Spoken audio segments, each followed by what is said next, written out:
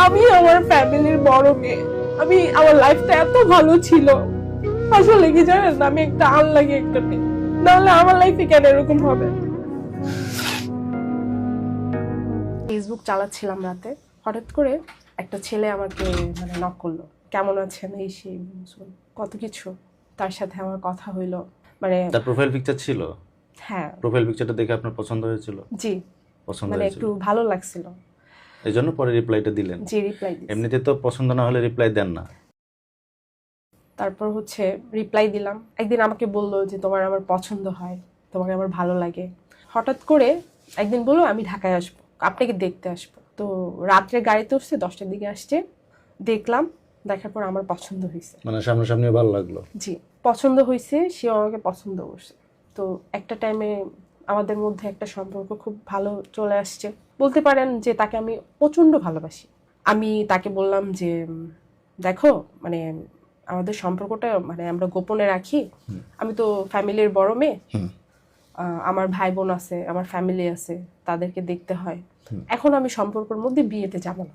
তো বললো ঠিক আছে, আমি আপনার ফ্যামিলির দায়িত্ব অনেকটা আপনার উপরেই নির্ভর আমার করে। উপরে। জি, বললো যদি বিয়ে না করো আমি মরে যাব, হাত কাটে, এই কাটে সেই কাটে, মানে যেটা আমি পছন্দ করতাম না। আমি বললাম কি যে দেখো, আমার তো ফ্যামিলি দেখতে হবে, আমার একটা সময় হোক, আমি তোমাকে বিয়ে করব। তো বললো যে না, আমি তোমাকে বিয়েই করব। তো আমি বললাম যে ঠিক আছে, তাহলে বিয়ে করলে আসো, তো তাহলে কিন্তু এটা জানাজানি করা যাবে না। তো বললো যে ঠিক আছে।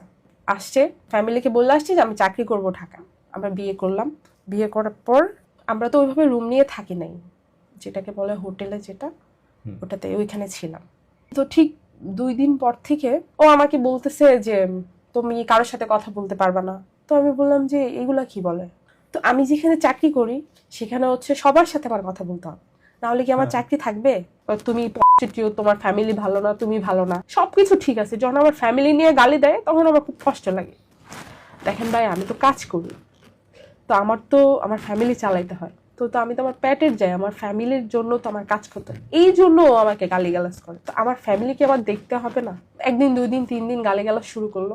তো আমি হঠাৎ করে একদিন আমি ওকে একটা গালি দিয়ে ফেলছি। তো আমারে বলতেছে তুমি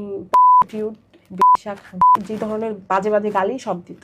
তো আমি বললাম যে আমি যদি এটাই হই, তাহলে তুমি আমাকে জাইনা নিয়ে আসলো না তোমার লাইফে, আমি কি তোমার লাইফে গেছি, তুমি আমার লাইফে আসছো। তারপরে বললো যে ঠিক আছে, তোমাকে আমি ডিভোর্স দিয়ে দেবো। তো আমি বললাম তুমি কি আমার সাথে এই করার জন্য আসছিলা? তো আমি বললাম কি যে বিয়ে করছো তো আমাকে তোমার বাড়িতে নিয়ে যাও, তোমার ফ্যামিলিকে জানাও। তো বললো কি না, আমার এখন সময় হলে আমি বলবো। তা আমি বললাম, আমি নিজে বললাম যে আমি সময় হলে বলবো, আমার সময় হয়ে গেছে, তুমি বলো এখন। বলো এখন আমি পারবো না। তারপর থেকে গায়ে হাত তোলা, আমার ইচ্ছা মতো গায়ে হাত তুলতো, যেটা বলার মতো নাই। আমার একদিন চার্জারের যে এগুলো আছে না, অ্যাডাপ্টারটা, হ্যাঁ, ওইটা দিয়ে মানে খারাপ থেকে আমাকে একটা মারছে মাথার মধ্যে, মানে ভাইসা ভাইসা পড়ছে, ও দাঁড়ায় আছে, ওর ভিতরে কোনো খারাপ কাজ মানে করতেছে মাথা না। ফেটে গেছে? আমার মাথা ফেটে গেছে।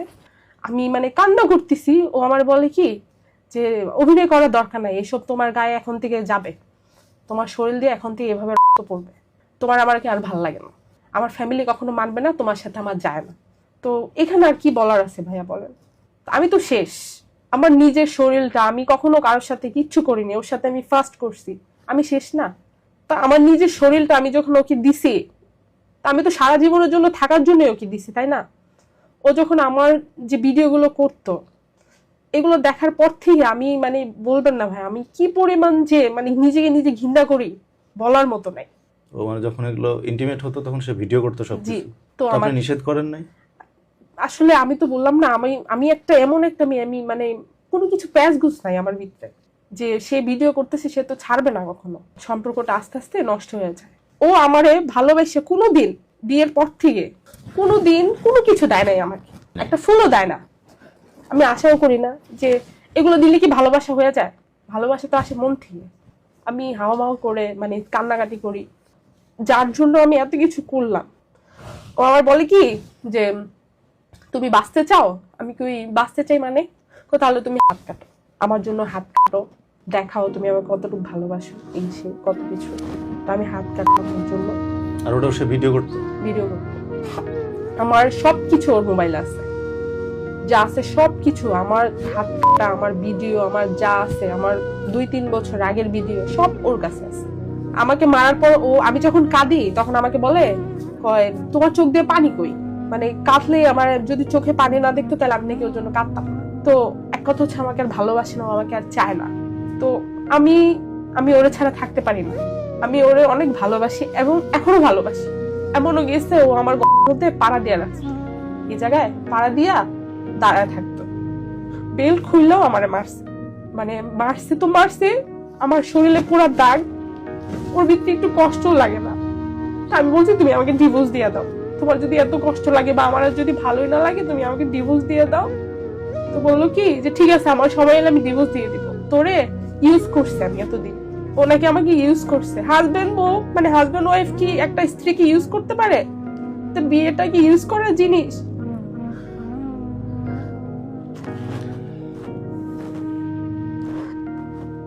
তা আমি বললাম কি যে দেখো মানুষ, আমার ফ্যামিলিকে জানাজানি হইলো, আমি কান্নাকাটি করলাম ঘরের ভিতরে। আমি আমার সবচেয়ে বেশি আমার বাপকে ভালোবাসি। আমার বাপ এটা দেখার পর মানে আর সে খাওয়া দাওয়া ছেড়ে দিছে। আমি ওর জন্য যেভাবে কান্না করছি, আমি কানতে কানতে আমার এই গলাটা ব্যথা চলে আসছে, আমার মানে মুখটা মানে ফাইটটা যায় যখন আমি কান্না করি। মানে আমি কি বলবো, আমি কি ভুল কাজটা যে করছি ওর বিশ্বাস করে। আমার 2 বছরের ছবি এবং সবকিছু ওর কাছে এখনো। আমার কথা হচ্ছে পুরুষ মানুষ কেন এরকম, যে পুরুষ মানুষকে তো বিশ্বাস করে তার সাথে সবকিছু করা, তো এইগুলো আবার মানে স্ক্রিনশট দিয়া ছবি দিয়া ভিডিও করা প্রকাশ করে, এটা কি ধরনের জিনিস? তারপর হচ্ছে ভাইয়া আমাদের ডিভোর্স হয়ে গেছে, আমি নিজে চাই ডিভোর্স দিয়ে দিছি। 4 মাস আগে ডিভোর্স দিয়ে দিছি, গত 4 মাস আগে সহ্য করতে না পেরে আমি ডিভোর্স দিয়ে দিছি। ডিভোর্সের পর আমি 5-6 দিন মানে আমি মানে কোনো আমার মানে হুঁশ ছিল না যে আমি কই আছি কি করতেছি। তারপরে আমি একটু ঠিক হয়েছি একটু করে। তো এখন কথাটা হচ্ছে কি যে আমার ভিডিওগুলা কথায় কথায় বলে ছাড়া দিবে, আমাকে ব্ল্যাকমেল করে, আমাকে বলে যে তোমার সাথে আমি থাকতে চাই, যখন সময় হবে তখন বিয়ে করব। মানে নিজের কাছে এত ঘৃণা লাগছে যে আমি কার সাথে সম্পর্ক করছি, কাকে বিয়ে করছি। আমি চাই যে কোনো মানুষ যে মানে ছেলে মানুষকে বিশ্বাস জানে এভাবে না করে যেভাবে আমি ওকে বিশ্বাস করছি। আমি যখন চাকরি করতাম নিজে টাকা খরচ না করে ওকে দিতাম। ও আমার থেকে কখন টাকা চাইতো কিভাবে জানেন? তুমি আমার 10,000 টাকা দাও, আমি 10,000 টাকা কেমন আনবো? আমি কি শুয়ে এনে দিব? আমি কি শুয়ে টাকা এনে দিব? তাহলে আমার শুইতে হবে। আমি কি শুয়ে এনে দিব? তুমি শো তাইলে আমার বলে। আমি আমার ফ্যামিলির বড় মেয়ে, আমি আমার লাইফটা এত ভালো ছিল। আমার বাবা যখন আমার জন্য বিয়ে ঠিক করছিল ইটালিতে, আমি শুধু ওর জন্য না করছি। আসলে কি জানেন, আমি একটা আনলাকি একটা মেয়ে, নাহলে আমার লাইফে কেন এরকম হবে? আমার কথা হচ্ছে আমি ওকে আর চাই না, আমি ওকে আর চাই না, আমি আমার মতো করে থাকবো। একটা কথা কি জানেন ভাইয়া, যারা ডিভোর্স হয়ে যায় না, যখন শুনে একটা মেয়ের যে বিয়ে হয়েছে, তখন এই মানুষটা যতই ছেলে ভালো, তখন ওই ছেলে মানে ছেলেটা বলবে যে মেয়েটা আসলে খারাপ। ওরা বলবো যে ডিভোর্সি মেয়েটাই খারাপ। ডিভোর্সি মেয়েটার সাথে কি কি হয় তাহলে এটা জানতে চায় না মানুষ। আমি চাই নাই যে আমি ডিভোর্সি হই, আমি কখনো চাই নাই যে আমার জীবনে এই দাগটা লাগুক।